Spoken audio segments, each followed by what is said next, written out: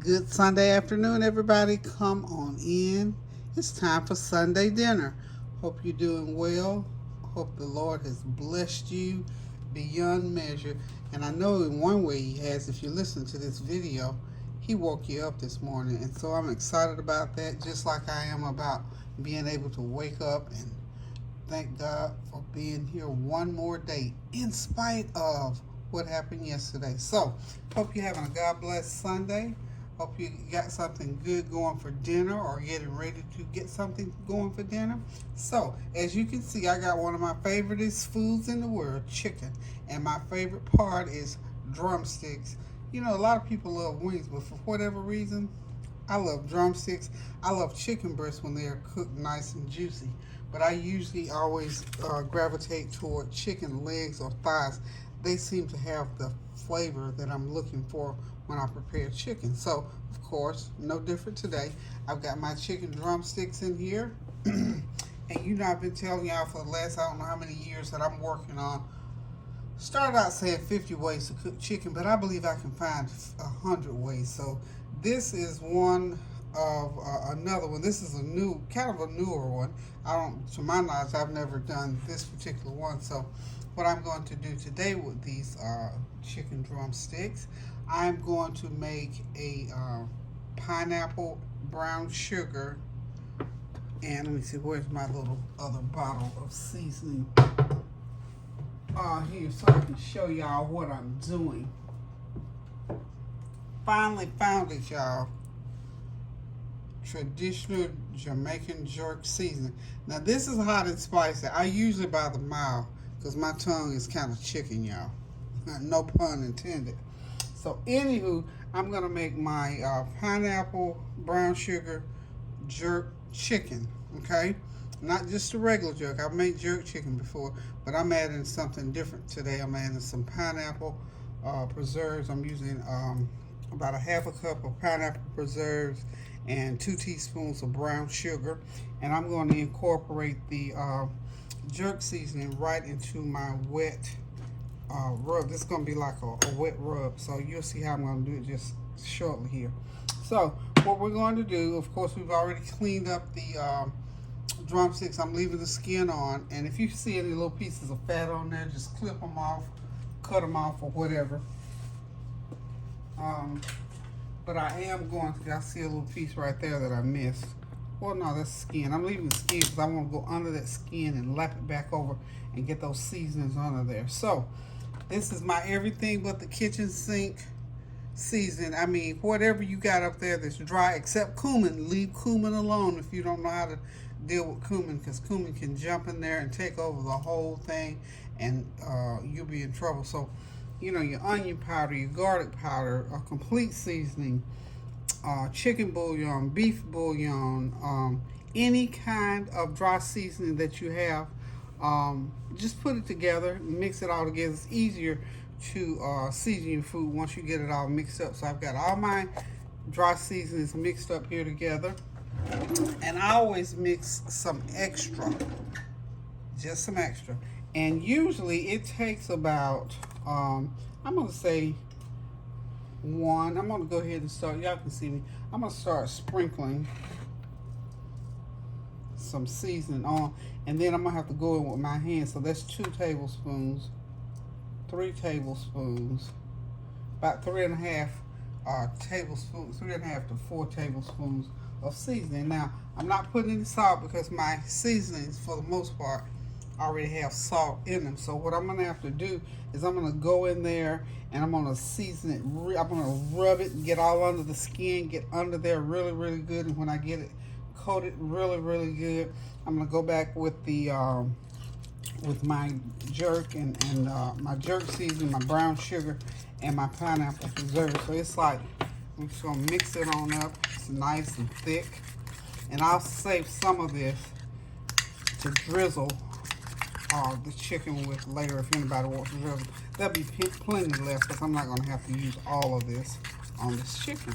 Okay, now if you notice, I only put a half a teaspoon of that hot and spicy because, you know, I can't do a lot of hot, and I'm not going to fix it where I can't eat it. So I'm going to taste of it and see. I might be able to get a little bit more than a half a teaspoon. It's hot, but you know, for this amount of chicken, might not be too bad.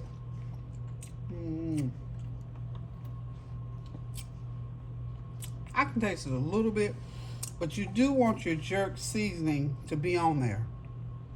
So I'm gonna get real brave, and I'm gonna sneak a little bit. I'm gonna sneak a little bit on top of that, but let me go ahead first and get the dry seasoning on there. But we want our jerk flavor to prevail in there, and we know when we're doing jerk, I'm gonna go ahead and sneak me a little bit of turmeric in that seasoning. I want that flavor in there. I want that flavor, so I'm gonna sneak me a little bit, just a dusting of turmeric and ginger in this sweet part of my seasoning. Gonna sneak that in. I'm sneaking it in, y'all. I am sneaking it in.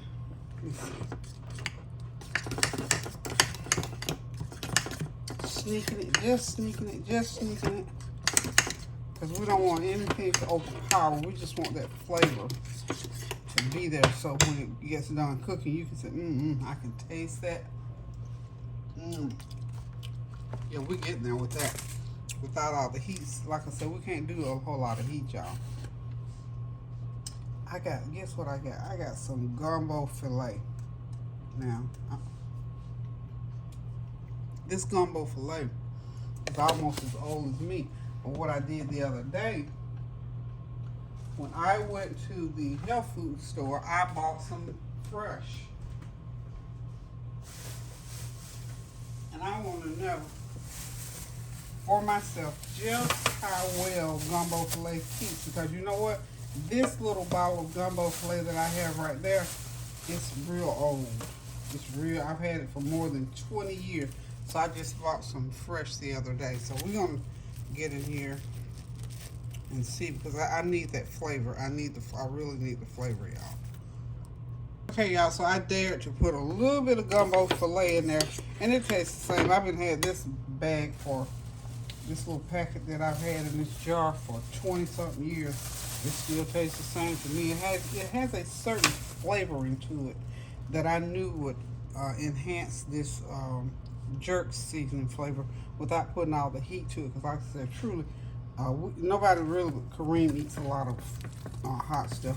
We like a little bit, so we want just a little bit, not a lot, a little bit. So we're going to go ahead and take these chicken legs, drumsticks, and we're going to rub them really good with this dry seasoning and get it going on. And then once we get it all rubbed down like it needs to be and seasoned up really, really good, we're going to put, I'm going to sprinkle. I need a little bit more. I didn't have enough. So you need about 4 or 5 tablespoons actually. So I'm going to go ahead and grease up a baking sheet, and we're going to let this chicken marinate for about 10 minutes. About 30 minutes to let that flavor sort of get under that skin and get all down in there like it should. And then we're going to spray Pam spray and olive oil a baking sheet, and we're going to spread it out on there. It's going into a 375-degree oven for 45 minutes. Then I'm going to up that heat to 425 and let our sweet stuff glaze on. And we're going to have us some jerk, some pineapple, brown sugar jerk chicken. How about that? Okay, so we just got all this done. I'm just going to continue on with this. And the next thing I put on there, of course, will be my pineapple and jerk seasoning. Okay, so let's go. Got to get that seasoning on really, really good. This is a lot of chicken. I had more chicken than I thought. I think I've got about maybe 15 drumsticks. You know what I was thinking about, 3 tablespoons, so that's not going to do it. Okay, folks, we're just about done here. Like I said, I'm going to go ahead and get my sweet seasoning on there.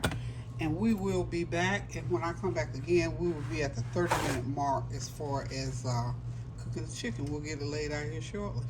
Okay, and it's time to get the chicken going onto the pan. First I Put the olive oil on. Then I did the chicken. I'm sorry. Then I did the Pam spray. So just alternating back and forth. Got that one going the wrong direction. Okay. Sort of get them on like so.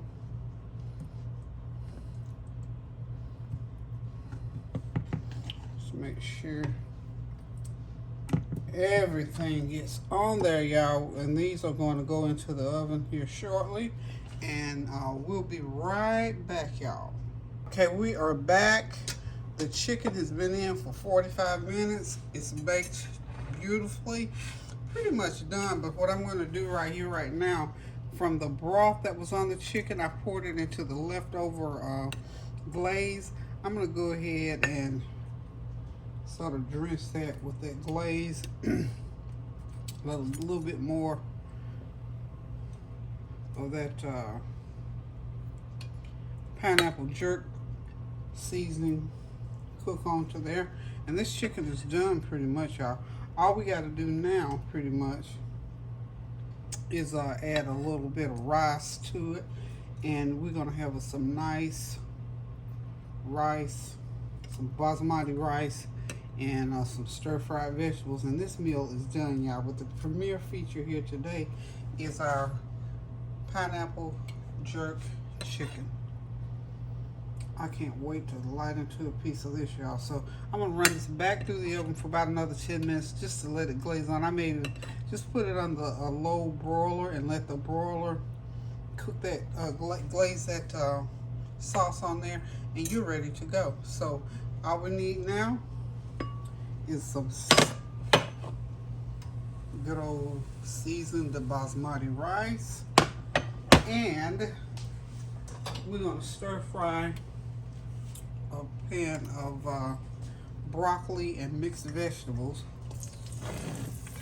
Gonna have some fried veggies to go in there, and this meal will be done, y'all. It will be done. Got some broccoli, some cauliflower,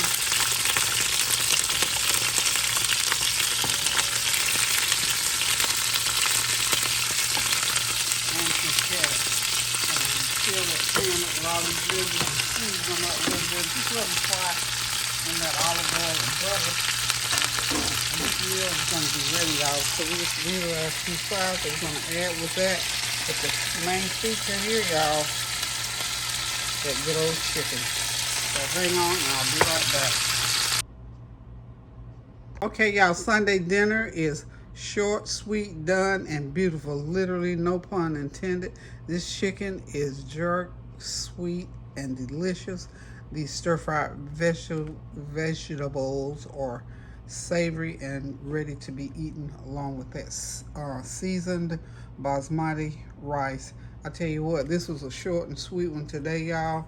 This was one of those easy breezy, lay back and enjoy it type dinners, sort of light. So hope you enjoyed watching me do this dinner, and know that it can be on your table in about a good hour, because it took about an hour to do the chicken. This is another one of my chicken recipes that I've been trying to get out there. I'm still working on that 100 ways to cook chicken, so here it is, y'all. Remember, y'all, pray without ceasing. Keep those prayers going up, because there's always something to pray about. You see, you never know when you're doing something or when you're not doing something, when something is gonna pop up with a friend or relative or a neighbor.